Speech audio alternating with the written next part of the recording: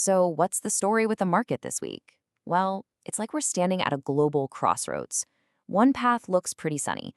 We're seeing strong data, there's hope of easing policy, but the other path, it's full of obstacles.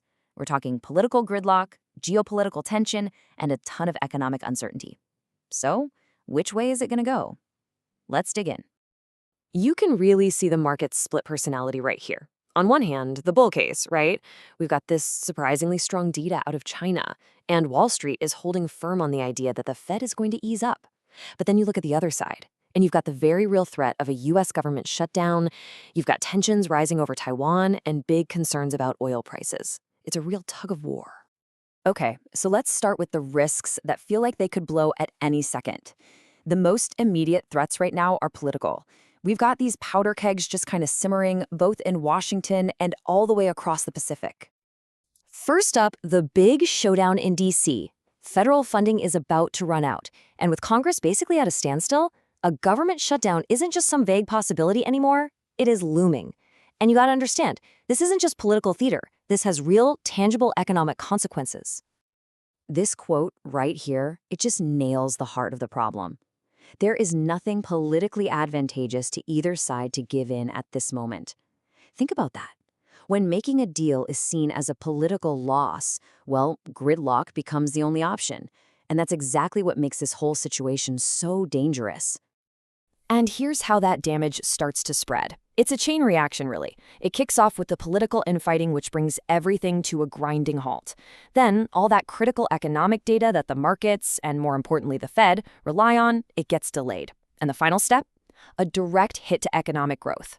The rule of thumb is that every single week of a shutdown shaves about 0.1% off growth. That adds up fast. So while Washington is completely wrapped up in its own drama, another really high-stakes political situation is heating up thousands of miles away. This one involves Beijing, Washington, and a major push to basically rewrite the long-standing U.S. policy on Taiwan. Now, at first glance, this might look like a tiny change in wording. But trust me, the difference between not supporting and actively opposing Taiwan's independence is absolutely monumental. If Washington were to make that shift, it would be a huge concession, effectively redrawing the geopolitical map of Asia and creating a whole new world of uncertainty for markets. All this political turmoil creates this thick fog of uncertainty, right? So you'd hope the economic data could give us some clarity. But wouldn't you know it, the numbers are just as contradictory. We're getting totally mixed signals from the world's two biggest economies. Let's start with the good news, the bull case. Out of China, we saw this absolutely stunning surge in industrial profits for August. I mean, this wasn't just a little beat. It completely shattered expectations of a decline and sent this wave of optimism through the Asian markets. But here's the billion-dollar question that everybody's asking.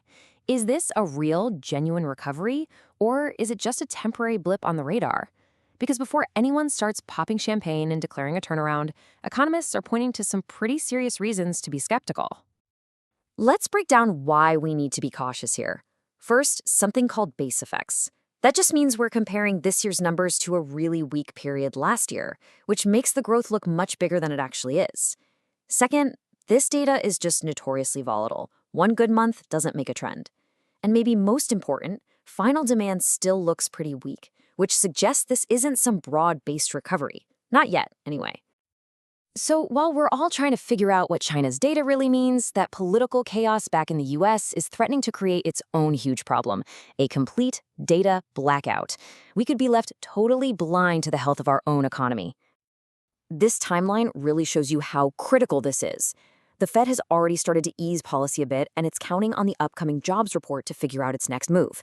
A shutdown would delay that report. That means the Fed would be forced to make these massive decisions about interest rates while flying completely blind. And that, my friends, is a recipe for a policy mistake. All right, let's totally shift gears now. Let's go from the big macro picture and zoom in on a really fascinating story that's unfolding inside the tech sector. The whole AI boom has been dominated by just a handful of giant companies. But now, investors are starting to look around and ask, okay, who's next? It might sound kind of crazy, but even a giant like Apple is seen as playing catch-up in the AI race. We know they're working hard to overhaul Siri with this project called Veritas, but for right now, the market sees its AI story as lagging behind some of its biggest rivals. And this perception has basically split the famous Magnificent Seven into two different camps. As you can see, you've got companies like NVIDIA and Microsoft with this really robust central AI story that investors absolutely love. And then you have others like Apple and Tesla who are seen as having a less developed narrative, at least for the moment. So, with the valuations for those top AI players looking pretty stretched, the hunt is officially on. Investors are now looking beyond the Magnificent Seven. They're searching for the next leaders, what some are calling the Great Eight or even the Golden Dozen. So who's on this new watch list? Well, you've got your core infrastructure players like Oracle, Broadcom, and AMD.